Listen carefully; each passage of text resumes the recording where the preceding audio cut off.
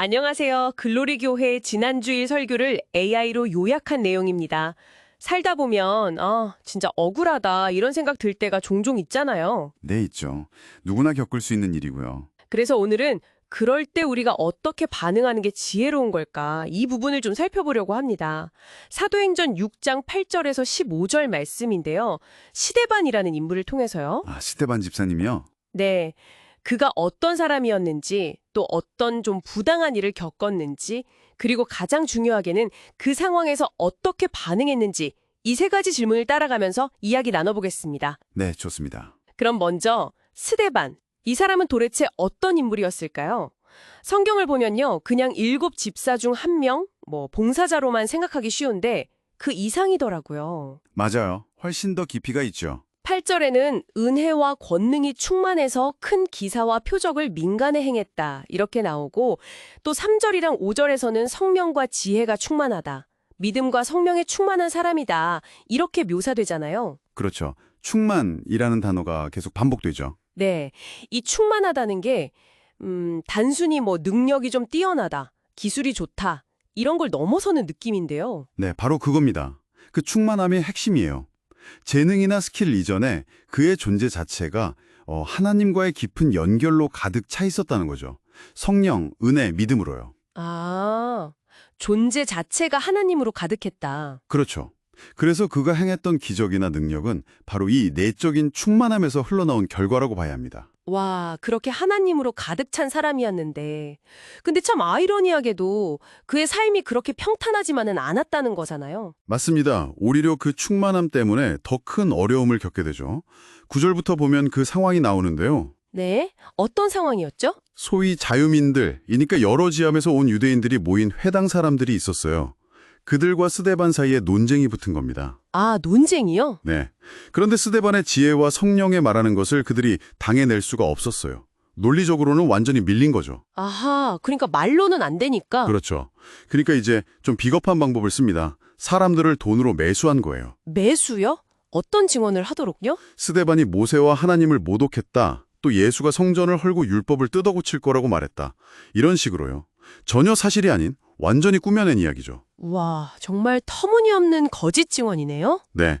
결국 이런 조작된 증거와 거짓 고소 때문에 스데반은 공회, 그러니까 당시 최고 의결기관이자 재판정 앞에 서게 됩니다. 이야, 듣기만 해도 정말 답답하고 억울한 상황인데요. 그렇죠.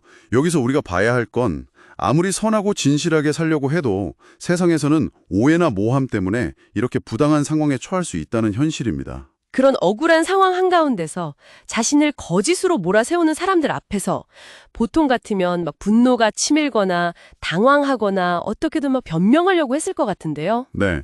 그게 일반적인 반응이겠죠. 근데 스테반은 달랐다고요?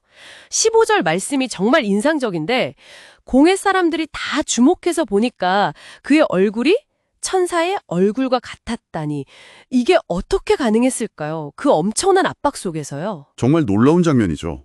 어떻게 그럴 수 있었을까? 그 비밀은 그의 시선에 있었습니다. 시선이요? 네.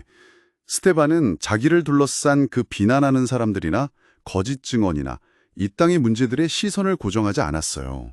사도행전 바로 다음 장 7장 55절을 보면요. 그가 성령이 충만해서 하늘을 우러러 주목했다고 나옵니다. 아, 하늘을 봤군요. 네. 하나님의 영광, 그리고 예수님이 하나님 오른편에 서 계신 것을 본 거죠. 와, 그러니까 눈앞에 그 억울한 현실이 아니라 그 너머의 하늘을 봤다는 거네요. 그렇습니다. 자신의 이 기막힌 상황을 땅의 시각이 아니라 하늘의 시각으로 해석한 거예요. 그 순간 스데반은 눈앞의 부당함 너머에 있는 영원한 진리와 연결되었던 거죠. 아하, 이렇게 우리의 시선을 하나님께 고정할 때 상황을 초월하는 내면의 평안, 그러니까 성경이 천사의 얼굴이라고 표현한 그런 모습이 가능해진다는 걸 보여주는 겁니다. 감정에 휘둘리지 않고 더 큰 그림을 본 거죠. 듣고 보니 스테반의 이 이야기가 자연스럽게 예수님의 고난과 좀 연결되는 것 같아요. 정확하게 보셨습니다. 사실 예수님이야말로 인류 역사상 가장 부당하고 억울한 고난을 당하신 분이잖아요. 그렇죠. 아무 죄도 없으셨는데. 네, 온갖 모함과 조롱 속에서 십자가에 못 박히셨죠. 하지만 그분은 변명하거나 저항하지 않고 침묵하며 그 길을 가셨습니다. 근데 그분의 억울함은 단순한 억울함이 아니었어요. 아하, 어떤 의미죠? 바로 저와 여러분의 죄를 대신 짊어지신 사랑에서 비롯된 억울함이었습니다. 우리를 살리기 위한 희생이었던 거죠. 사람의 억울함. 네. 그래서 우리가 살면서 억울한 일을 만날 때 우리를 위해 가장 큰 억울함을 기꺼이 감당하신 그 예수님을 바라보면 그분의 그 큰 사랑 안에서 위로와 힘을 얻을 수 있는 겁니다. 그리고 그분의 사랑을 더 깊이 깨닫게 되고요. 그렇군요.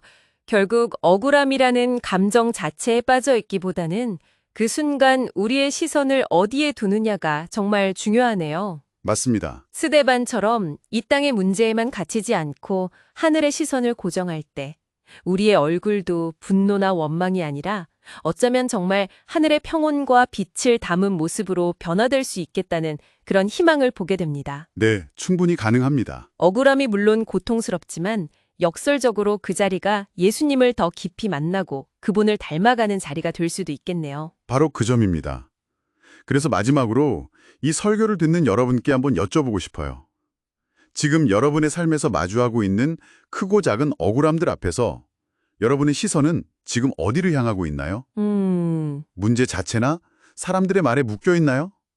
아니면 스데반처럼 하나님을 주목하고 있나요? 억울한 일이 생겼을 때 하늘을 주목하여 바라보면서 하늘의 얼굴로 변하는 저와 여러분이 되길 축복합니다.